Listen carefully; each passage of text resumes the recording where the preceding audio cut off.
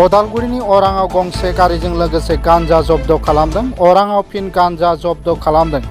अरां पुलिसनि serial अपारेशनाव 35 kilogram गांजा जब्द खालामनो हादों। दिनै सानजौफुआव अरांनि जामुगुरि गामिनि लामानिफ्राय पुलिसनि अपारेशनाव AS01 FY 1345 नम्बरनि गंसे साखा खबब्रै गारिनिफ्राय गांजाखौ जब्द खालामनाय जादों। माजबाटनिफ्राय गुवाहाटी फारसे थांबाय थानाय गंसे साखा खबब्रै गारियाव गांजा जब्द खालामनो हायो। गारिनि सालायगिरि आरो सासे गांजा जगायग्राया गारिखौ एसे जानगाराव दोनथ'दोंमोन आरो उनाव पुलिस फैनायखौ मिथिनानै जानखारनायाव पुलिसआ गारिजों लोगोसे गांजाखौ हमनो हादोंमोन।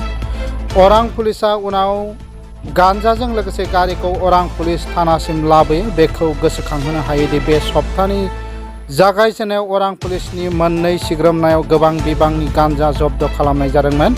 बेबायदिनो आसाम अरुणाचल सिमा माजबाटनि सा ओनसोलाव सानफा एफा समाज बेरेखा खामानिफोरखौ बांबोनाय नुनो मोन्दों।